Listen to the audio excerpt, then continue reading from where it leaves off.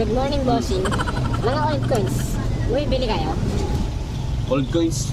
Oo, bumibili ako. Yung mga 1945 lang ang taon dapat pababa, yung mga kapilak. Ganun po ba? 1945 pababa? Hindi pa ako buhay nun ah. Meron ako dito yung 10 piso, may kalabaw at saka yung dos na may buko. Gis? Ako nga. Sa Gis, may nabibili naman ito yung mga error. Ito kasi balye na yung nasa likod nito. Kailangan mahanap mo dito sa Gis na to. Ang nasa likod, galunggong. Kasi nagkamali sila ng paggawa. Galunggong dapat ang nakalagay sa Gis. Ganon? Galunggong? Eh yung sa pisong kalabaw? Sa pisong kalabaw naman, ito yung pisong kalabaw. May mali ding pagkakagawa nito yung error. Ayun ang mga nabibili. Yung kalabaw na yan, may suot na bota. Kasi maarte yung kalabaw na yan, maldita. Hindi tumatapak sa putik. Meron yung gawa, nakabota siya. 19 kopong-kopong ang year nun. Grabe naman maldita ng kalabaw na yun. Nakabota pa. Ang ate, ayaw umapak sa putik. Isa dos na may nyug sa likod.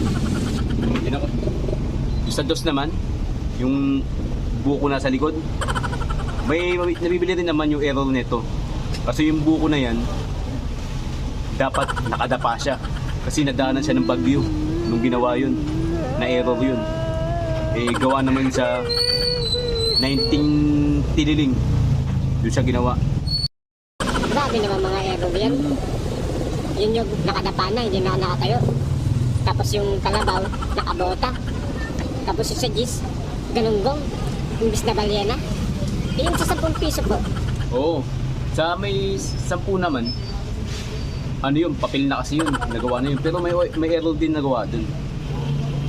Pinagsama na yung piso tsaka dos.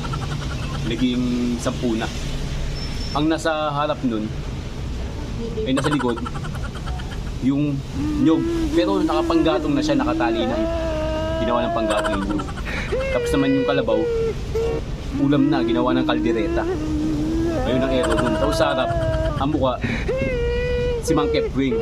Ayun ang nabibili sa 10 piso papel. Meron pa bang makukuha mga ganun? Parang wala naman na yata.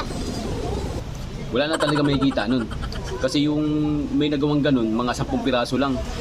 Ang nagawa sa Gis, sa piso, sa dos, at saka sa 10 piso. Mga 10 piraso lang na ipagawa.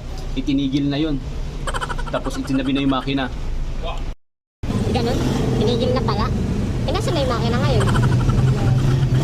Yung makina, ayun, sa kasamaang palad, nanakaw. Ang balita nandun sa recto. Sa recto?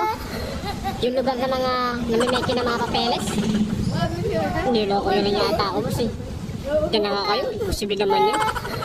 Gis, galunggong, piso, kalabaw na nakabota. Tapos dos, nyug na natumba.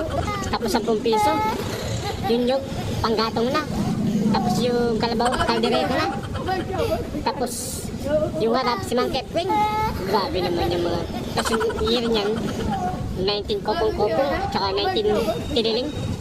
Hindi naman yata makatotohanan yung boss, yung pera ko yun.